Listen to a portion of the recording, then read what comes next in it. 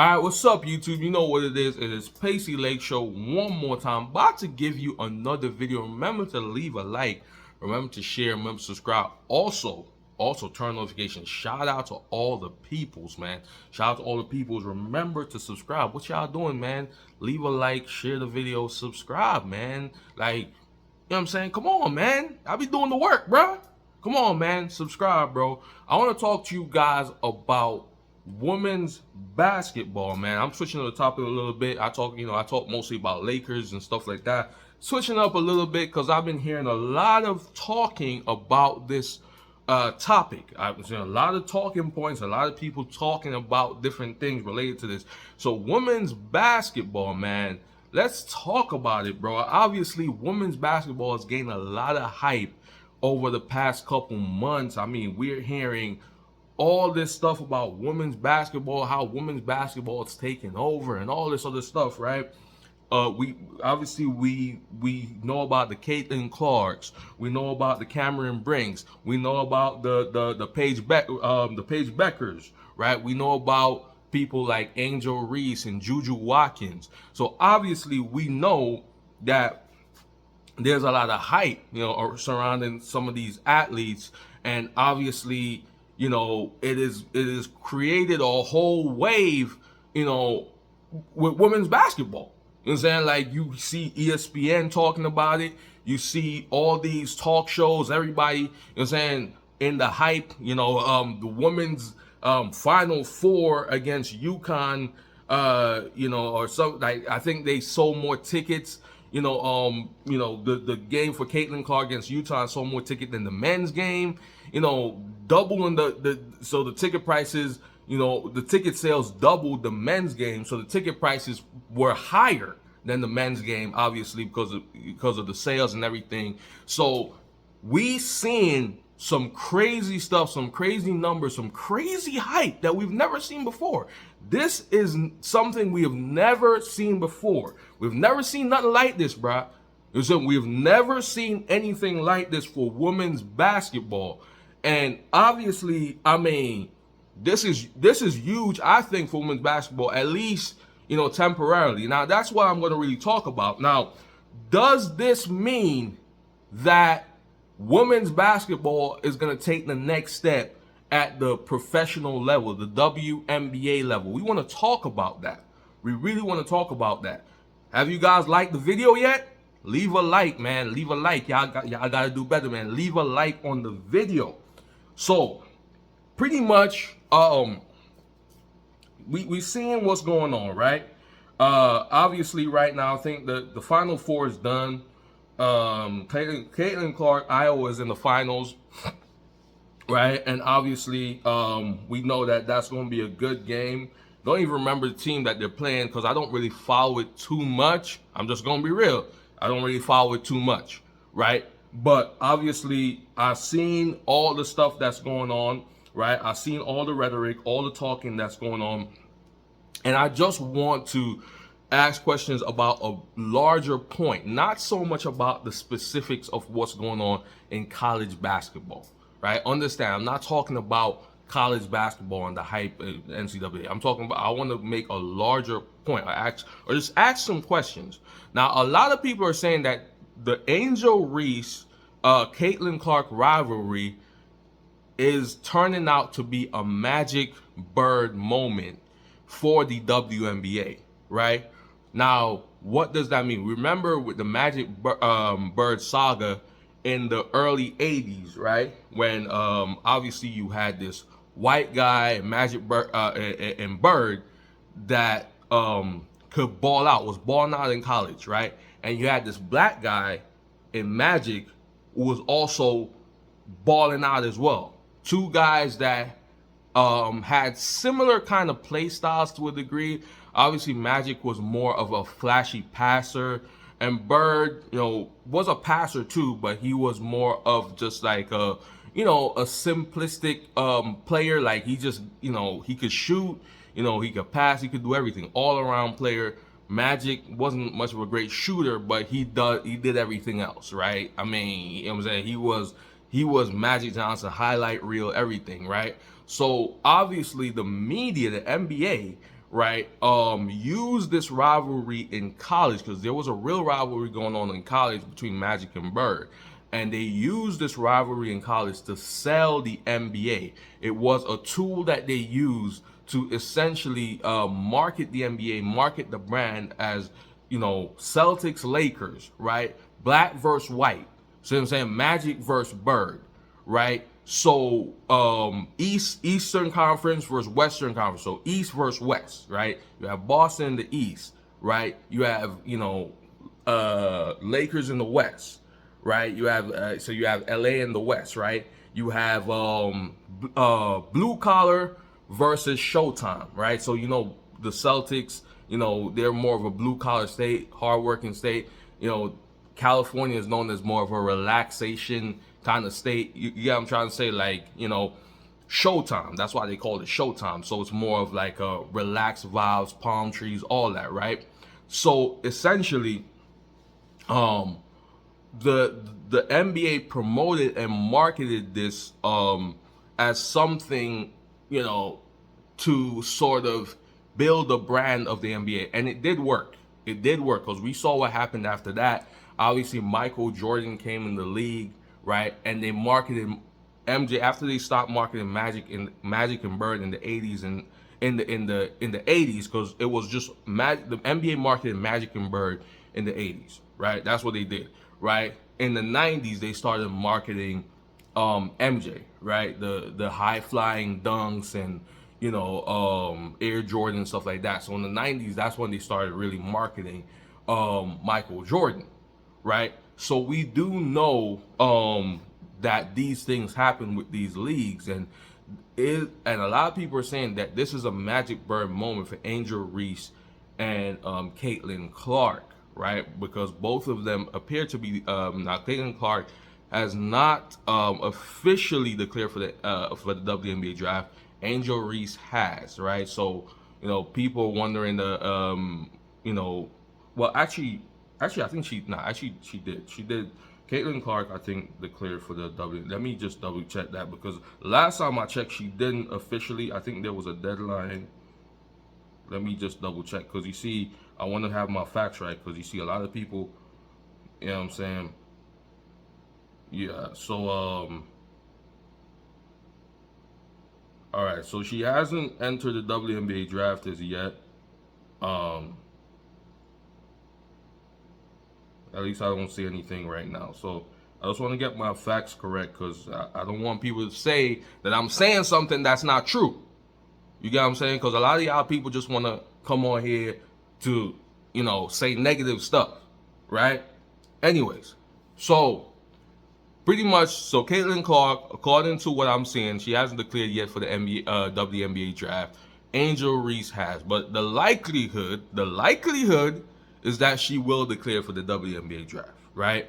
So the thing is that obviously the thing for me, and this is how I look at that, right? The whole Magic Bird moment thing, and the WNBA promoting both Caitlin Clark and Angel Reese, and if it's gonna work to bring marketing.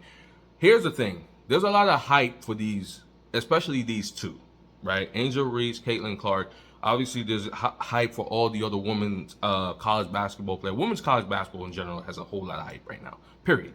Right? But mainly because of these two. These two have the most hype, right? Angel Reese and Caitlin Clark, right? So what I'm saying is this, right? We know for a fact the hype is going to carry over into the WNBA. We know that. That's going to carry over next season. You know what I'm saying? The hype is going to carry over. This hype is not just going to die right here. We know the WNBA is in the summer, right? The hype is going to carry over into the WNBA season. The ratings are going to go up. There's going to be more people watching WNBA than last year. Now, what I've heard is that the WNBA ratings was one of the worst it's ever been, or probably the worst it's ever been last year, right? Last year, like, the WNBA ratings was horrible, right? And let me just double check that. You know what I'm saying? Let me just double check my facts. You know what I'm saying? But, as I said to you, right?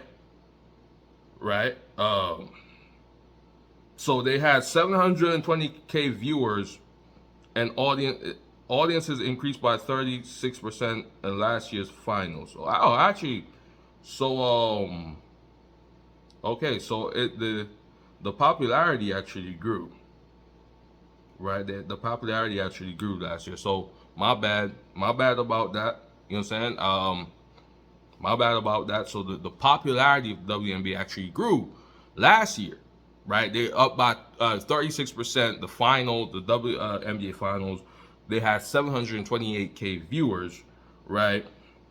And that was increased by 38%, right, on the previous year's final. So we do know that some popularity is gaining WNBA. So now, obviously, you bring in these two in the WNBA, it's going to be a lot more popularity. A lot of people that didn't watch the WNBA are going to watch now because of these two, right? Let's keep it real. It's going to carry over into next season in the WNBA. It is. Now, I personally don't really watch women's basketball. I'm just going to keep it 100% real. I don't watch women's basketball. For me, I just don't find it entertaining. That's just me, right? See what I'm saying? That's just me personally, right? I just don't find it entertaining.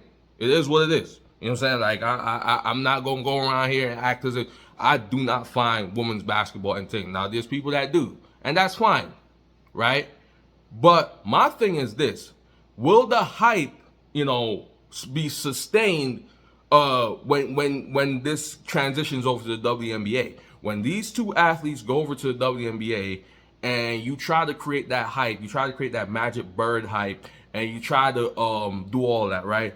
Will it sustain after next season, right? After this upcoming WNBA season. We do know the hype is going to carry over from the NCAA tournament into the WNBA because obviously there's a lot of hype right now, and I've never seen anything like that. We've never seen anything like this in women's basketball. We've never seen so much hype. You know what I'm saying? Let's be real. This is history, right? This hype for women's basketball is history, bro. We've never seen anything like this, right? We haven't. You know what I'm saying? So let's keep it real, because some people make it seem like it's not real hype. It's real hype. It is real hype. We've never seen anything like this, and it will carry over in the WNBA. Let's keep that real. It's going to carry over. The WNBA is gonna benefit from this. The ratings are gonna go up. More people are gonna watch, right, next season. But is that going to be sustainable? Is my question. Will it sustain beyond next season, or will it just die out like a lot of hypes do? Right? A lot of hyped up stuff end up dying out really fast, right? So, or will it just eventually just die out and people don't care anymore, right? They made it to the WNBA, there's a little bit of hype, whatever, and then people just don't care, right? Will that be the case? That's a legitimate question. Will they go to the WNBA and they'll just be okay? The hype, obviously people want to see them play. The ticket sales are gonna go crazy for their games and stuff like that. And then after that season, then it's that's the question. Can it be sustained? I personally don't know the answer to that question. I personally don't know the answer to that question. So, you guys can let me know in the comments. Like, do you think that this hype is going to be this thing? Do you think the WNBA can successfully create a magic bird scenario where it impacts the WNBA to the point where the WNBA gets, super popular, almost as popular as the men's game, and these women start making way more money, and there's like way more, people tune into this. This becomes just as exciting as the NBA, right? That's the question. That's the $1 million question, which I don't know the answer to right now. But like, speaking from personal opinion, I don't think it's going to last past next season.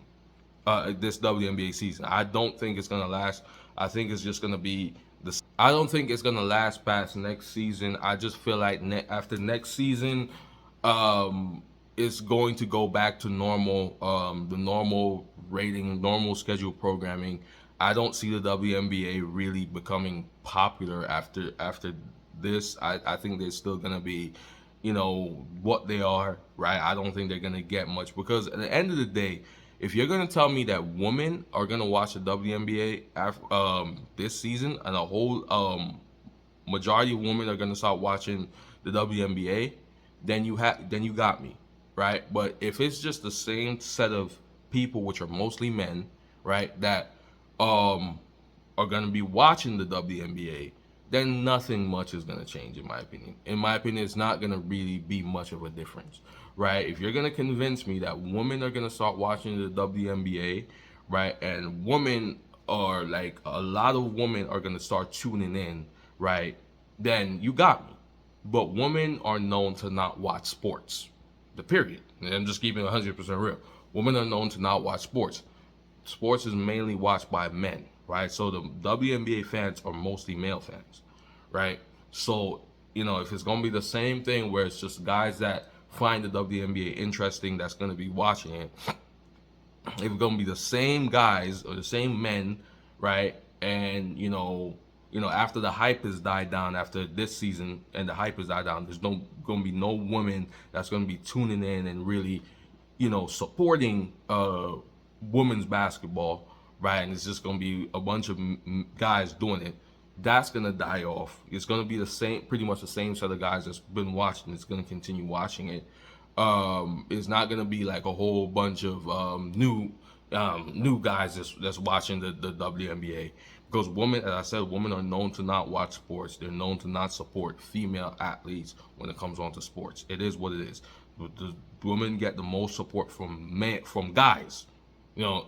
Female sports get the most support from guys. So let's keep it 100% real. So let me know what you guys think. That's just my opinion. That's just my thoughts on it.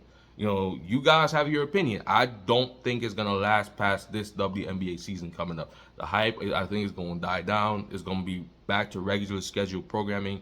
I feel like a lot of this hype was artificial, generated by the media. Because how did this even become hype? Like, where did the hype come? You have to ask yourself, where did this hype even come from? Right? You really have to ask yourself, how did this even become such a hype thing where they're literally selling out more than the men's game? That's never happened before. We've never seen a women's college basketball game sell out more than the men's game. We've never seen that. Now, all of a sudden, the women are outselling the men? That's crazy. That is crazy, bro. So, where did this hype come from? You have to wonder. I think a lot of it was artificial.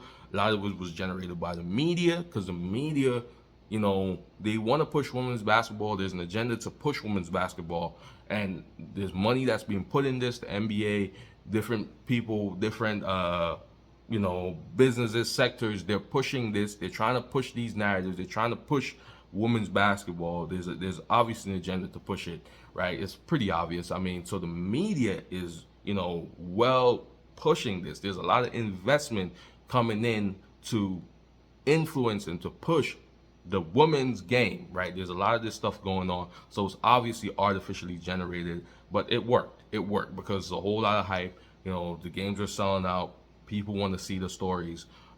It is what it is. So let me know what you guys think, and have a great day. Pace the Day Show sign out. We'll be putting out another video again today.